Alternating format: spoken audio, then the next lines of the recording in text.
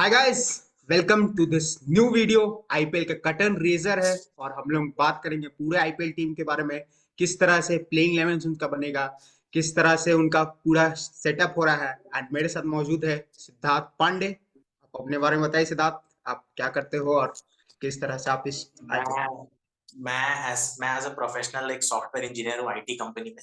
मैं कभी कभी वीडियोस बनाता हूँ टाइम निकालने पे। तो आज अंकित ने मुझे कहा कि आप मेरे चैनल पे क्या आ सकते हो, तो मैंने कहा क्यों नहीं, क्रिकेट के बात करने के लिए अगर समय निकलता है तो एनी टाइम अवेलेबल।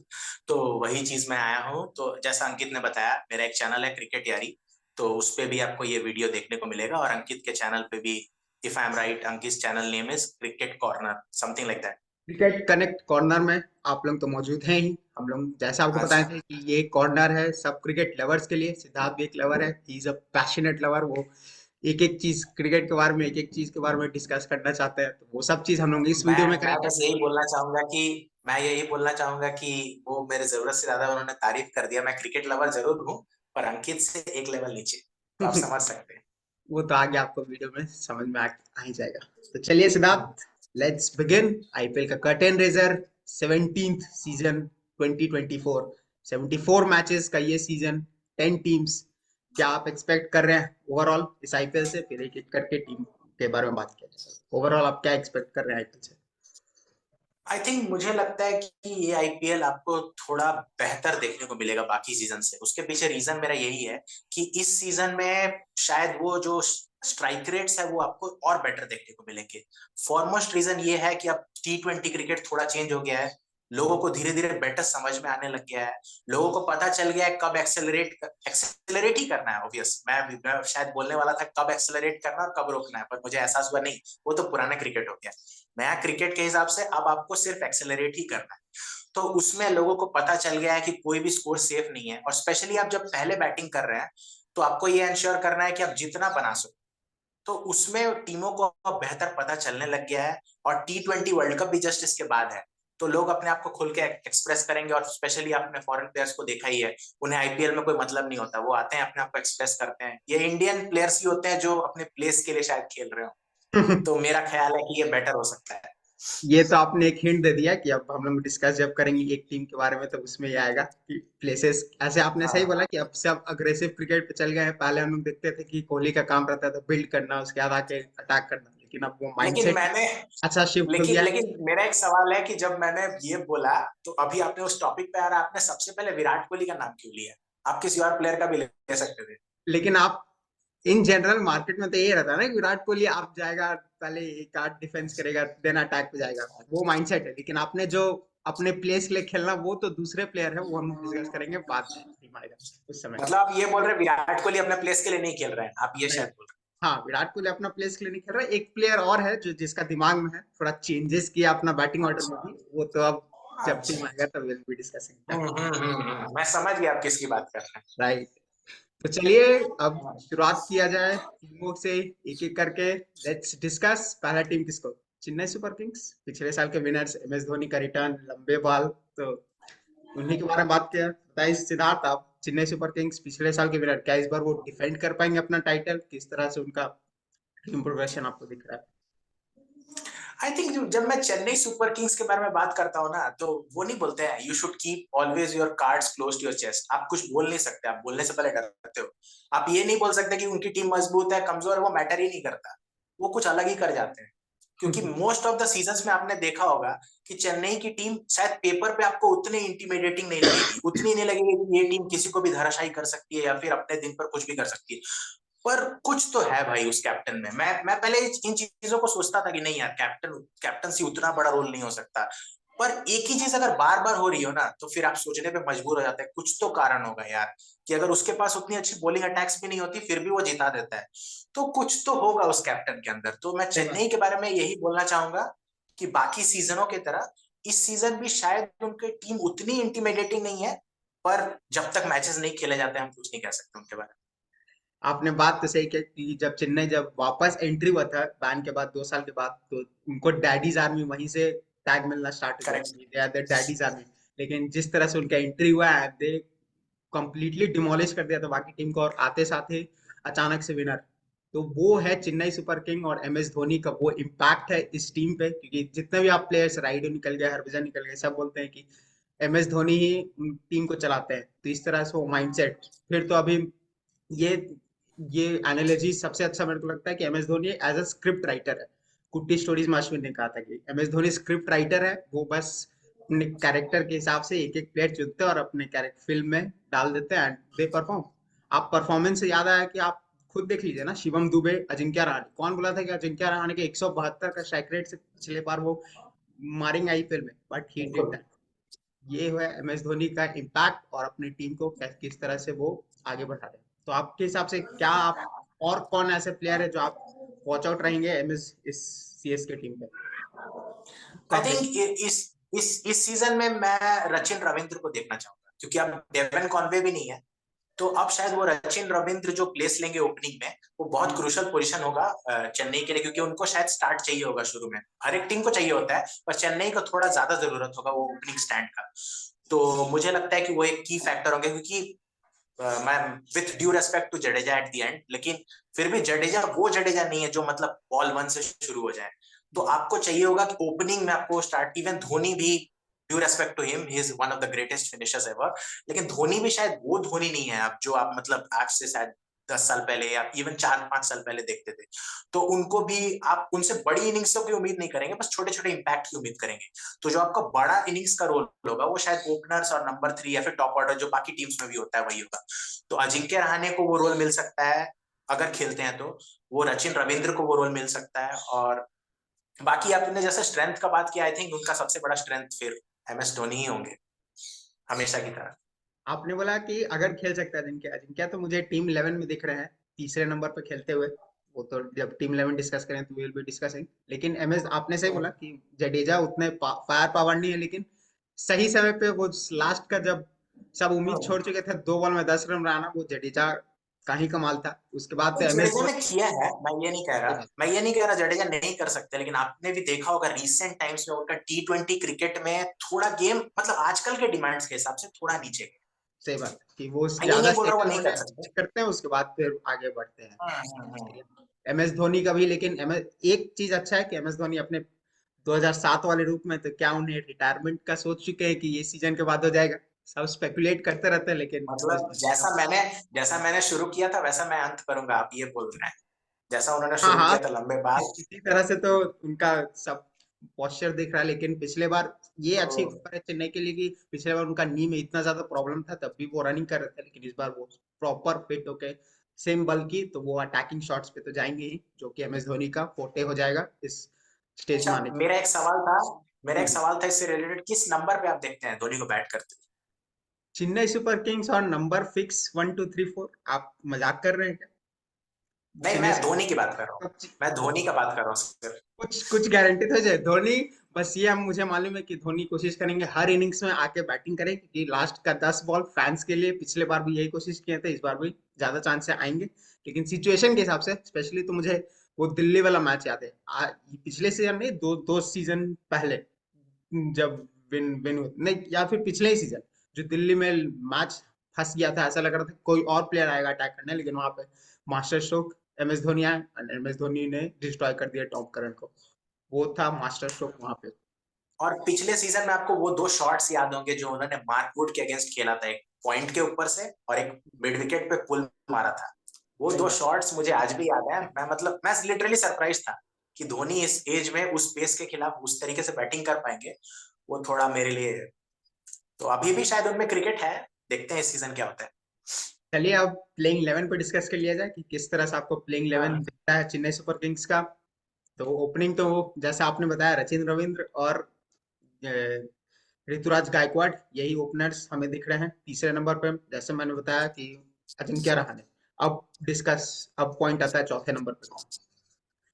आपको क्या लग रहा है, मोइन अली, डैरिल मिचेल, किस तरह? चौथे नंबर पे मुझे लगता है कि आपको ये देखना पड़ेगा आप कहाँ पर खेल रहे हैं। अगर आप चेन्नई में खेल रहे हैं और विकेट थोड़ी स्लो है, तो शायद आप एक ऑप्शन ढूंढेंगे स्पिन का, जो मोइन अली आपको दे भी देंगे। तो वो 4 नंबर पे वो लेफ्टी ऑप्शन भी रहेगा और एक ऑफ स्पिन का ऑप्शन रहेगा। लेकिन हम्म, आपको फिर डिसाइड करना पड़ेगा कि अगर आप, जैसे आप जानते हैं चेन्नई के बारे में और धोनी के बारे में, मैनेजमेंट के बारे में, कि वो एक एक मतलब क्या बोले, एक एक जो टीम बनाते हैं उसके साथ वो स्टिक करते हैं। तो अगर वो उस तरीके की टीम नहीं है कि पहले कुछ और प्लेयर को खिलाएं और फिर बीच में चेंज करते, वो उस तरीके से नहीं है, और परफॉर्मेंस पे भी डिपेंडेंसी उनका नहीं रहता, वो बैक करते हैं। तो अगर वो शुरू में मोइन अली को खिला लेते हैं तो फिर क्या वो बीच में डैरेन मिशेल को लाने का रिस्क लेंगे, ये भी वो पहले से सोचना पड़ेगा।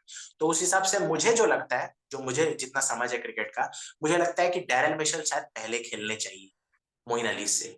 बात आपका एकदम आप थे, क्योंकि डैरेन मिचेल का वर्ल्ड कप परफॉर्मेंस भी उस तरह का था, स्पिन खेलने में उनको वैसा दिक्कत नहीं है।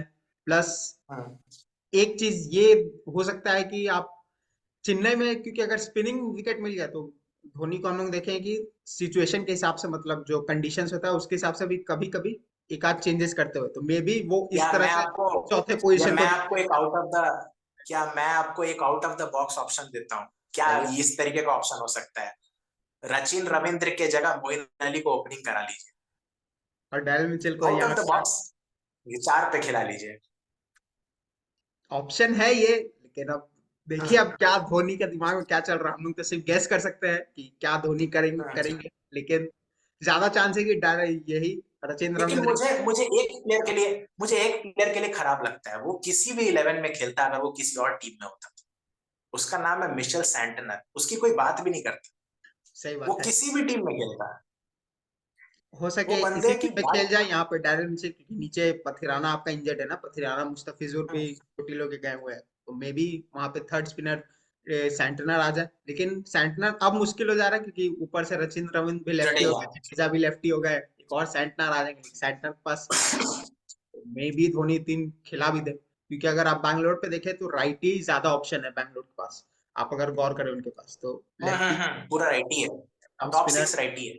हाँ, तो लेफ्ट आर्म स्पिनर, तीन लेफ्ट आर्म स्पिनर भी खेल सकते हैं, तो ये भी out of the box stroke खेला जा सकता है धोनी के हिसाब से। तो चार नंबर पे तो ऑप्शन है उनके पास, पांचवे पे the spin beast Shivam Dubey.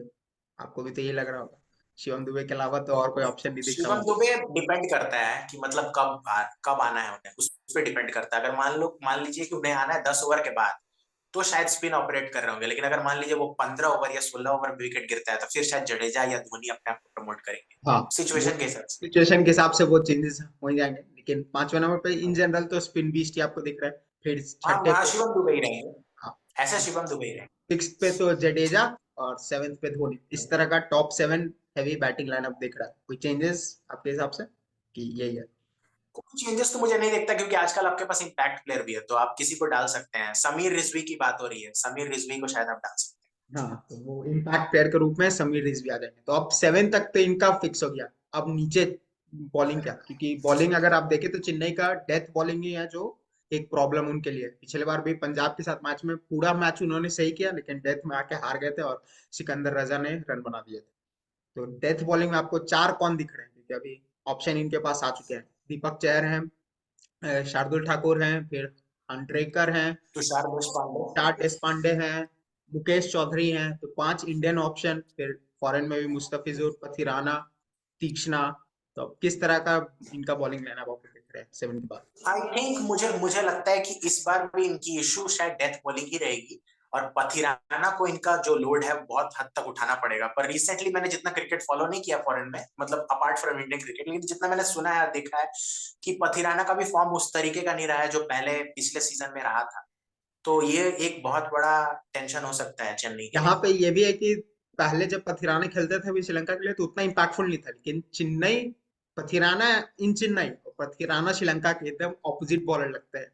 ये धोनी का इम्पैक्ट है, आप हम्म। मान लीजिए वो कैरेक्टर वाइज, तो अब अगर सेवन के सोचिए बाद। शिवम दुबे, हाँ शिवम दुबे किसी फ्रेंचाइज के लिए परफॉर्म नहीं करते थे, धोनी उनको लाते हैं और वो परफॉर्मेंस आ जाता है, तो आप कुछ बोल नहीं सकते, धोनी के साथ कुछ भी हो सकता है। लेकिन हाँ, जो अभी रिसेंटली जो देखा गया है, मुझे लगता है कि शायद मुस्तफिजुर को भी वो रोल निभाना पड़ेगा, वो स्लो ऑफ कटर्स, उस तरीके का नकल बॉल्स, वो सब थोड़े डालने पड़ेंगे वेरिएशंस, क्योंकि चेन्नई का विकेट अगर स्लो हुआ तो वो तो दो हैंडी हो दो जाएगा। फॉरेनर्स तो अब हम लोग को मिल चुके हैं, डैरेन मिचेल या मोइन अली, ऊपर से रशीद रवींद्र। तो अब सेवन के बाद आपका दीपक चहर आ जाएंगे आठवें पोजीशन पे। शार्दुल ठाकुर मुझे हम्म, खेलते हुए दिख रहे हैं, क्योंकि चेन्नई में वो अटैकिंग ऑप्शन शार्दुल ठाकुर या फिर मुकेश चौधरी, वो ऑप्शन, एक ऑप्शन वहां पे ज्यादा चांस है। तो 9वें नंबर पे वो आपको क्या लग रहा है, या तुषार देशपांडे जो जिसने पिछले बार अच्छे बॉलिंग किए थे उसके तरफ जा सकते हैं? देखिए, मैं पर्सनली चाहूंगा मुकेश चौधरी, मुझे बहुत अच्छे बॉलर लगे थे जो 2020 या 2021 सीजन में बॉलिंग कर रहे थे। वो मतलब उनका लेफ्ट आर्म स्विंग अंदर जो राइट हैंडर को आ रहा था बॉल, वो बहुत सही आ रहा था। तो मुझे लग रहा था कि वो इंडिया टीम के लिए भी खेलने के कैंडिडेट हो सकते हैं, पर उसके बाद इंजरीज हुई और शायद वो नहीं खेल मतलब सेलेक्ट नहीं हो पाए। तो मुझे लगता है मुकेश चौधरी एक ऑप्शन होंगे, लेकिन आप ये फिर सोचोगे कि शार्दुल ठाकुर आपको बैटिंग दे सकते हैं। पर आजकल के जमाने में अगर आपको एक इम्पैक्ट प्लेयर का भी ऑप्शन है और फिर आप बैटिंग के पीछे जाते हो, तो मुझे लगता है जो बेटर होगा शायद मुकेश चौधरी को खिलाना बेटर होगा। सही बात है, आपसे अग्री कर रहे हैं, क्योंकि अगर आप शार्दुल ठाकुर को फिर ले लेंगे तो 10 तक बैटिंग रखने का कोई मतलब नहीं ज्यादा। बैटिंग हाँ, वो क्योंकि बहुत एक ज्यादा ही हो हमारे जाएगा। समीर रिजवी का भी ऑप्शन है ना इम्पैक्ट प्लेयर में, तो Mukesh Choudhary left arm option, जो धोनी भी शायद इसी तरफ से जाएंगे खासकर पहले मैच में। नेक्स्ट उसके बाद अब तीक्ष्णा आ गए 10वें पोजीशन, क्योंकि उनका शुरुआत में वो हो सके दीपक चहर मुकेश मेन है बस, लेकिन यहाँ पे दिक्कत फंस रहा है, अगर मुकेश चौधरी खेलते हैं तो डेथ में बॉलिंग कौन करे, क्योंकि दीपक चहर मुकेश चौधरी तीक्ष्णा तीनों ऊपर वाले हैं। तीक्ष्णा हो सके एंड में डाल ले, लेकिन चौथा ऑप्शन जो चाहिए होगा तो फॉरेनर मैं इसलिए बोल रहा था। पथिराना इंजर्ड है पहले मैच के लिए, ये गौर करने वाला है। मुस्तफिजुर को भी चोट लगा हुआ है, तो उनके अभी कोई गारंटी नहीं कि वो खेलेंगे, इसलिए यहाँ पे सैंटनर का नाम सजेस्ट किए थे। लेकिन मे बी इनका 12वां ऑप्शन कोई बैट्समैन ना हो के बॉलर ही हो जाए, ये भी ऑप्शन के साथ जाया हो जा सकता है। सकता है।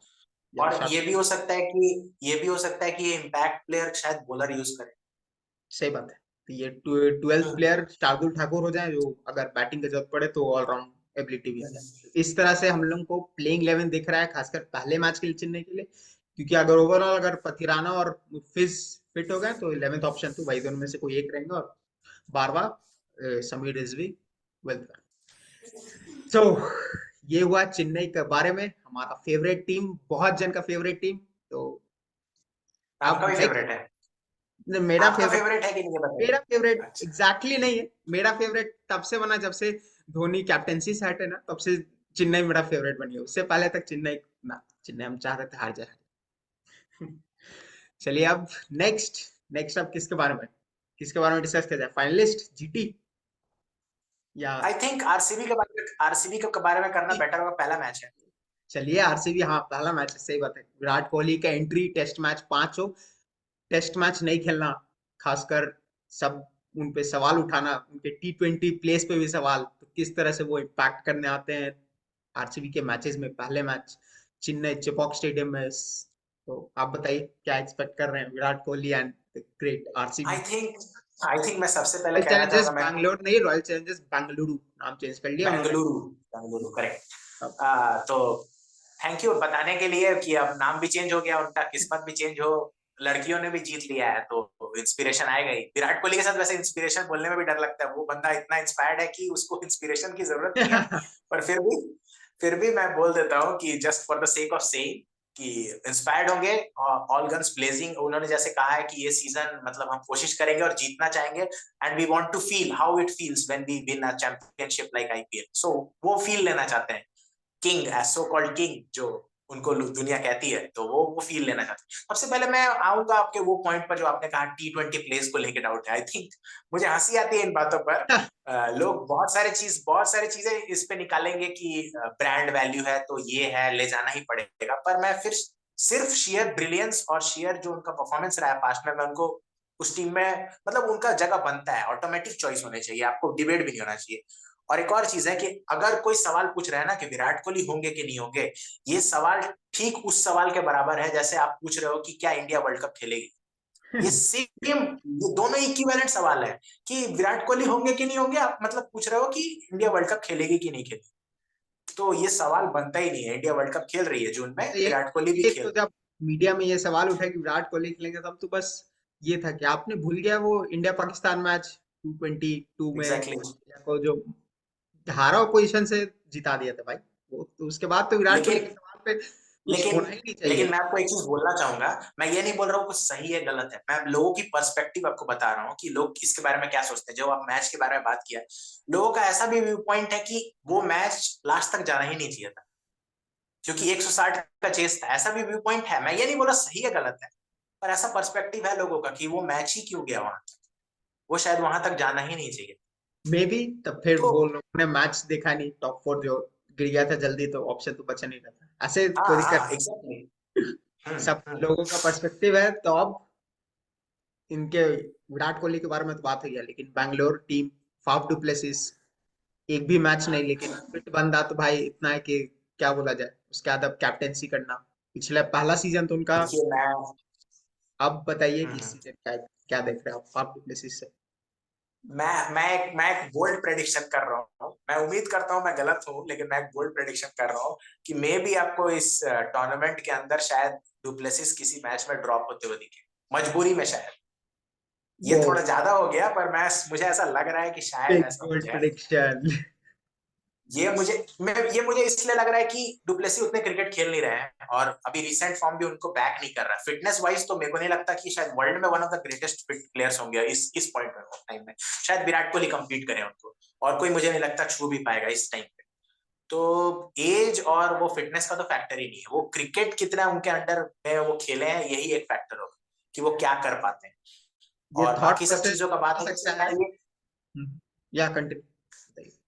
मैं ये बोल रहा था कि जैसे मान लीजिए आपके पास एक विल जैक्स का ऑप्शन है, विल जैक्स अच्छे फॉर्म में है, तो आप ये चीज बीच में सोच सकते हो कि विराट कोहली को वापस से कैप्टन बना दीजिए, और वो एक फिर आईपीएल भी उड़ जाएगा। बहुत सारे रीजंस हैं। और फिर आप मतलब डुप्लेसी को, लेकिन ये बहुत मैं मतलब बोल रहा हूँ एक्सट्रीम हो जाएगा। तो मैं ये चाह भी नहीं रहा, मैं चाह रहा हूँ मैं गलत साबित हूँ। मैं ऐसा चाह रहा हूँ कि डुप्लेसी पहले मैच से परफॉर्म करे, आरसीबी अच्छा करे, जीत जाए आईपीएल, सब कुछ हो। पर मुझे ऐसा लगता है कि अगर वो इस बार वैसे परफॉर्मेंसेस नहीं आए ना, तो शायद आरसीबी मैनेजमेंट वो पेशेंस नहीं दिखाएगी उनके साथ, जो मुझे लगता है, जो शायद वो डिजर्व भी करते हो, पर शायद नहीं दिखे। आपका क्या ख्याल है?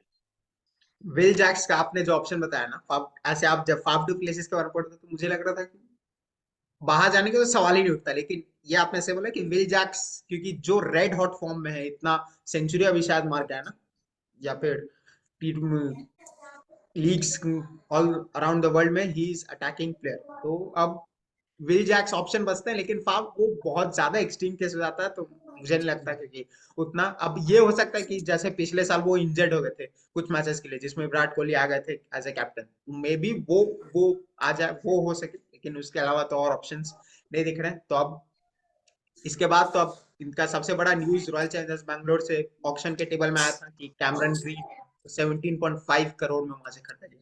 मुझे पिच ये एक्सचेंज टीम के हिसाब से तो सही लगा, लेकिन यहाँ पे रॉयल चैलेंजर्स बैंगलोर के पास वो मौका था जो मुंबई इंडियंस को कंप्लीटली डिस्ट्रॉय कर सकता था। बिल्कुल 17 बिल्कुल। रोक देते, नहीं लेते, ट्रांसफर करते, तो मुंबई इंडियंस एक तरह से खत्म होते, बॉलिंग लाइनअप फील्डअप नहीं हो पाते। लेकिन वो ट्रांसफर हो गया, और कैमरन ग्रीन का यहाँ आना इस स्टेडियम में, चिन्ना स्वामी के स्टेडियम में, बड़ा प्लेयर, लेकिन 17.5 का बैगेज भी बहुत होता है। आप बताइए कैसे आप देख रहे हो उनके परफॉर्मेंस आई को? थिंक मुझे आपने बिल्कुल सही कहा। मुझे भी थोड़ा सरप्राइज हुआ। अगर कैमरन ग्रीन को आपको लेना था, शायद आप ऑक्शन टेबल में भी ले सकते थे उनको, और आपको शायद उससे चीप में मिल जाते वो। हम्म। आपको 17 करोड़ देने भी नहीं पड़ते, और साथ में आप स्ट्रेटेजिकली एक आपका मूव होता है कि आप किसी फ्रेंचाइज को मदद क्यों कर रहे हो। ये स्ट्रेटेजी होनी चाहिए सब टीम की, कि आप अगर दूसरे फ्रेंचाइज को मदद कर रहे हो, तो इनडायरेक्टली आप अपने लिए एक होल टाइप का खोद रहे हो, गड्ढा खोद रहे हो खुद के लिए। आप क्यों मदद करना चाहोगे? और आपने मतलब लिटरली मुंबई के हाथों में खेल दिया वो सारा चीज, जो जो चाहते थे। ये लो भाई, ये तुम्हें चाहिए, ये भी ले लो, वो भी ले लो, वो भी ले लो। ये मुझे समझ में नहीं आया, थोड़ा अजीब लगा मुझे भी कि आप कैमरन ग्रीन नो डाउट बहुत अच्छे प्लेयर हैं, लेकिन मुझे लगता है थोड़ा ज्यादा अमाउंट दे दिया उनके लिए। सही बात है, क्योंकि अगर मुंबई के बारे में जब हम लोग डिस्कस करेंगे तो उस समय डिस्कस करेंगे, लेकिन मुंबई इतना इतना अच्छा टीम उनका स्ट्रक्चर हो गया है इसी ट्रेड के कारण। स्पेशली आप गौर कीजिए कि हार्दिक पांड्या को 15 करोड़ में वो लाए, जबकि यहाँ पे 17.5 में बेचे, मतलब 2.4 करोड़ का फायदा से उन्होंने अक्वायर किया, जिससे उनका टीम भी और भी स्ट्रांग बने। वो तो जब वो आएंगे तो उस पर डिस्कस किया जाएगा। अगर आरसीबी तो टॉप 6। अब लेट्स डिस्कस द प्लेइंग 11। ऐसे मैक्सी के बारे में डिस्कस हमने नहीं किया कि उनका ऑलराउंड एबिलिटी, खासकर तब जब बेंगलुरु के पास स्पिनर्स नहीं है, स्पिनर्स की कमी में मैक्सी का रोल बहुत ज्यादा हाई हो जाता है। बेंगलुरु एक तरह का ऑस्ट्रेलियन टीम जैसा लग रहा है कि एक एडम जानपा है, उसके बाद ग्लेन मैक्सवेल या उनका सेकंड स्पिनर है, तो इनके पास एक करण शर्मा है, उसके बाद ग्लेन मैक्सवेल। तो ग्लेन मैक्सवेल का रोल अगर आरसीबी को जीतना है तो मेरे हिसाब से तो मैक्स मैक्स रोल उन्हीं का है, जो उनको जिता सकता है, स्पेशली वर्ल्ड कप के परफॉर्मेंस के बाद। जिस तरह से अफगानिस्तान को उन्होंने धोया था 200 रन भाई, एक मैच में इकलौते जिता देना। तो आप बताइए, ग्लेन मैक्सवेल तो है ही, और प्लेइंग 6 आपको क्या दिख रहा है? आई थिंक ग्लेन मैक्सवेल एक बहुत बड़ा रोल रोल अदा करेंगे। आपने बिल्कुल सही कहा, he would be the vital कॉग in that wheel जिसको बोलते हैं। तो वो बहुत बड़ा रोल अदा करेंगे उस टीम के लिए, क्योंकि आपने जैसे कहा वो मतलब ये एक तरह से डिसएडवांटेज भी है बैंगलोर के लिए कि उनका शायद लीडिंग स्पिनर या फिर सबसे बेस्ट स्पिनर मैक्सवेल है। ये थोड़ा अजीब है, पर शायद मैक्सवेल उनका बेस्ट स्पिनर है जो मुझे दिख रहा है। Karan Sharma, due respect to that guy, लेकिन अभी उतना देखा नहीं। और हिमांशु शर्मा भी एक ऑप्शन है उनके पास।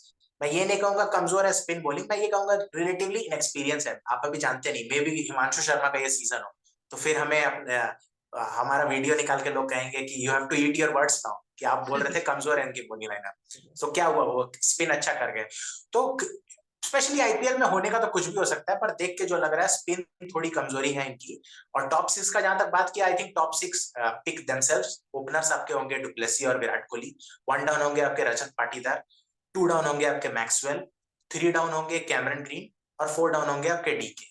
और फिर आपको उसके बाद इम्पैक्ट प्लेयर अनुज रावत लेना है, लोमरोर लेना है, सुयस प्रभु देसाई लेना है, वो आपके ऊपर डिपेंड करता है। और बाकी के बोलर्स में आप अगर प्लेइंग 11 की बात कर रहे हैं तो सिराज खेलेंगे ही खेलेंगे, हिमांशु शर्मा या करण शर्मा खेलेंगे ही खेलेंगे। अगर आपको खिलाना है तो एक मयंक अगर भी आपके पास ऑप्शन है, उनको आप लेफ्ट आर्म स्पिन के लिए अगर ट्रेड किए हो तो उनको भी खिलाना बनता है। वो आपका चॉइस होगा, नहीं भी खिला सकते हो, वो एक मतलब स्लैश में आप रख सकते हो। और उसके बाद आपका एक फॉरेनर बच गया है, आप रीस टॉपली ऑप्शन है, लॉकी फर्गसन है, और एक अल्जारी जोसेफ है। तीनों में से किसी एक को खिला सकते हैं। और फिर एक फास्ट बॉलर, अगर आपको लेफ्ट अगर तो टॉपली खेल रहे हैं तो फिर यश दयाल को खिलाना थोड़ा अजीब होगा। अगर नहीं खेल रहे हैं तो यश दयाल एक ऑप्शन है, और फिर आकाशदीप एक ऑप्शन। की प्लेइंग 11 इसी अच्छा, प्रकार की होगी। इसी तरह का प्लेइंग 11 तो आपने एग्जैक्ट सही बोला। बस हम बैटिंग ऑर्डर हल्का चेंज, कैमरन ग्रीन तीसरे नंबर पे क्योंकि वो अटैक वहां पे होने रजत चाहिए, पाटीदार चौथे पे। हम लेकिन इस मुझे, तरह मैं कॉम्बिनेशन एक चीज देते बोलना चाहूंगा। हेलो, मैं एक चीज बोलना चाहूंगा, सॉरी टू इंटरप्ट। मैं क्योंकि मैं भी चाहता हूँ नंबर 3 पे कैमरन ग्रीन खेले या फिर ओपनिंग भी करे, मैं उसमें बहुत खुश होऊंगा। लेकिन मैंने एक बार 2 या 3 महीना पहले एंडी फ्लावर ने नेम कर दिया था टॉप 6।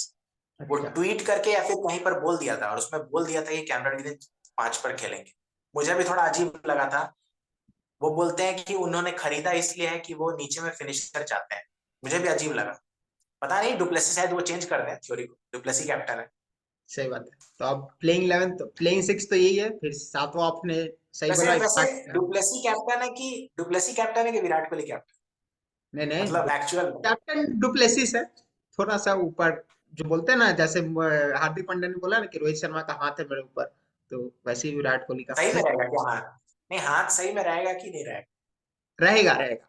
इसमें नहीं, एक एक सीजन रहेगा। पार हो गया ना, तो वो बॉन्डिंग है यहाँ पे। बॉन्डिंग आ गया, बस ठीक है, नेक्स्ट आप कह अब, रहे थे मैंने मान लिया। हाँ, वो तो रहेगा ही। सेवेंथ ऑप्शन आपने सही बोला, रोम रोड और उनसे। एट सिराज, करण शर्मा। ऑप्शन फास्ट बॉलिंग का अगर हम लोग जो डिस्कस कर रहे थे, तो शिमार जोसेफ आपका। शिमार जोसेफ नहीं, उसमें अलजारी, अल्जारी जोसेफ है उसमें। Alzarri. Alzarri Joseph, Fergusson, Tom Curran, और एक ऑप्शन कौन है, मिस कर रहे हैं। रीस टॉपली, रीस हाँ, टॉपली। रीस टॉपली। तो रीस टॉपली से हो सके शुरुआत किया जाए क्योंकि वो लेफ्ट हैंड हाई ऑप्शन इनको मिलता है। लेकिन रीस टॉपली अगर आ जाता है तो डेथ ऑप्शन में जो लॉकी फर्गसन का ऑप्शन है वो थोड़ा मिस होते हुए दिख सकता है यहाँ पे। तो इसी तरह का प्लेइंग 11 दिख रहा है। अगर पहले मैच के बारे में पहले यही पहले मैच को कंक्लूड करते हैं, कौन विनर हो रहा है पहले मैच में। पहले मैच के बारे में उसके बाद नेक्स्ट टीम के बारे में डिस्कस करेंगे, विनर कल कौन है। मैं कल मैं कल मैं कहीं पर पढ़ रहा था, उसमें लिखा था कि आखिरी बार आरसीबी ने जब चेन्नई को चेन्नई में हराया था, तब फेसबुक 2 साल का था, ओहो। 2008, और उस फेसबुक आया था 2006 में। तो मैंने बोला कि फिर तो बहुत ज्यादा साल हो गया, लेकिन रिकॉर्ड्स तो टूटने के लिए बनते हैं। तो मैं उम्मीद करता हूँ कि आरसीबी जीते, पर महेंद्र सिंह धोनी, आई थिंक उनके बारे में कुछ बोलना सही नहीं। तो एस मैं धोनी। अभी फिलहाल, हाँ, हाँ कंटिन्यू। हेलो, एमएस धोनी, मैं एमएस यही बोलूंगा कि धोनी। एम एस धोनी, लेकिन ऑन पेपर अगर आप मेरे को बोले आज के डेट में, मैं आरसीबी का बहुत बड़ा फैन हूँ, लोग जानते हैं, तो शायद ये बोले कि मैं थोड़ा बायस्ड हो रहा हूँ, लेकिन मैं बायस्ड होता नहीं, मैं ऑन अ सीरियस नोट बोल रहा हूँ। थोड़ा सा एज आरसीबी को हो, थोड़ा सा। हल्का सा डिफर करते हैं आपसे, लेकिन थोड़ा एज मेरे हिसाब से चेन्नई को है क्योंकि आरसीबी के पास नीचे ऑप्शन मुझे बॉलिंग में दिख नहीं रहे, खासकर स्पिन बॉलिंग ऑप्शन, जहां चेन्नई में ये हो सके मास्टर स्ट्रोक खेल दिया जाए कि सीधा पहला मैच 140 वाला हो जाए चेपॉक पे, जहाँ पे आपका स्पिन फ्रेंडली इतना बना दे MS धोनी की, कुछ भी हो सकता है, क्योंकि चेपॉक पे दोनों तरह का फील्ड है, जहाँ पे हाई स्कोरिंग भी हो सकता है, स्पिनर फ्रेंडली भी हो सकता है। नहीं तो देखिए, मे मैं बी एक ये चीज ऐड करना चाहूंगा, आ मैं एक जाए। चीज ऐड करना चाहूंगा। अगर अगर स्पिनिंग ट्रैक हुआ तो चेन्नई बाई फार अहेड रहेगी, लेकिन अगर ये बैटिंग ट्रैक होता है ना, तो फिर शायद अच्छा मैच देखने को मिलेगा। देखिए अब क्या एक्सपेक्ट करते हैं, कल 22 तारीख, हम्म, ये तो 21 को हम लोग शूट कर रहे हैं, तो 22 को मैच होगा, हम्म, 7:30 बजे मैच चालू होगा, तो आप सब जुड़ जाएगा, हम भी जुड़ेंगे, उस पर भी डिस्कस किया जाएगा बाद में, तो मिल जाएगा हम्म, उसमें। अब मूव ऑन करते हैं हम लोग नेक्स्ट टीमों की तरफ। अब लेट्स सी कि पूरा सीजन का हम लोग को कवर करना है, तो इस वीडियो में वो सब चीज आपसे हम्म। डिस्कस